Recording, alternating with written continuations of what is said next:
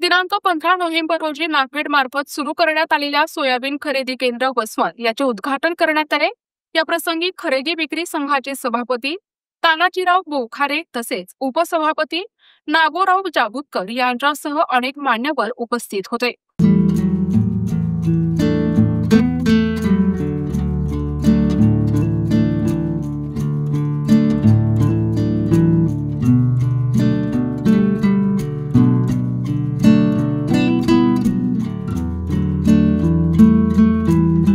यावेळी छत्रपती शिवाजी महाराज उज्ज्वल शेतकरी बहुउद्देशीय सेवाभावी संस्थेचे अध्यक्ष दासराव कातोरे, उपाध्यक्ष ॲडव्होकेट प्रदीप अग्रवाल, बाबूराव ढोरे, सचिव प्राध्यापक नंदकुमार सवंडकर, सदस्य सुरेश सवंडकर, शरीफभाई बागवान तसेच मोठ्या प्रमाणात शेतकरी उपस्थित होते।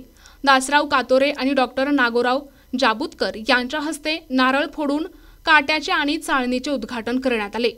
या प्रसंगी सर्व शेतकऱ्यांनी या संधीचा फायदा घ्यावा असे सर्व मान्यवरांनी शेतकरी बांधवांना आवाहन केले।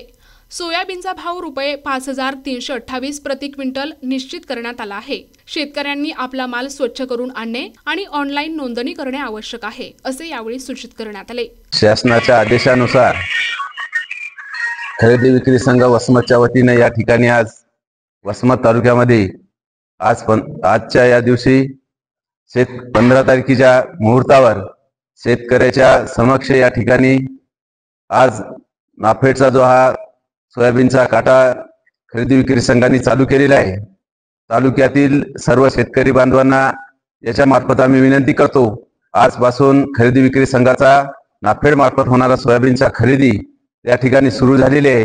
आपण सोयाबीन इतरत्र न देता शासनाच्या काट्यावर आणून द्यावं, या ठिकाणी सर्व सुविधा शासन या खरेदी विक्री संघाच्या वतीने शेतकऱ्यांना हमी भावाने या ठिकाणी सोयाबीन खरेदी केल्या जाईल। मी शासनाच्या वतीने आज काट्याची 15 तारीख सुरू करायसाठी दिली। त्याच्यासाठी आम्ही आज कातोरे साहेब, जामुतकर साहेब, अजून सगळे आपले वकील साहेब याच्या आज इथंशी याच्या समोर याच्या मार्गदर्शनाखाली यांना वारंवार कातोरे साहेबांना तिकडे समोर वरी सुद्धा विनंती करून लवकर काठी चालू करायसाठी शासनानं आज 15 तारखेसाठी परवानगी दिली। त्याच्या आज आम्ही इथंशी काट्याला सुरुवात केली। सर्वप्रथम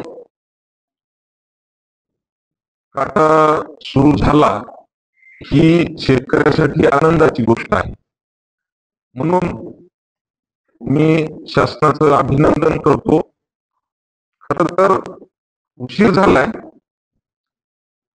यावर्षी दुष्काळाची परिस्थिती असताना शेतीमालाचं प्रचंड नुकसान झालं असताना जे काही शिल्लक माल राहिलाय तो चांगल्या भावात जावा ही आमची आणि सगळ्या शेतकऱ्यांची इच्छा होती।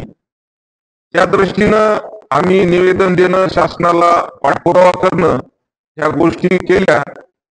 पण आता सगळं सरकारी यंत्रणा असते त्याच्यामध्ये आपल्या मनासारखं कधी होत नाही।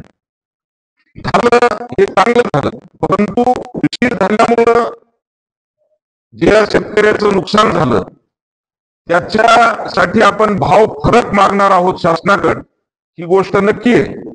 इथून पुढे जे काटा सुरू झाल्यामुळं या शेतकऱ्याचा नक्कीच फायदा होईल।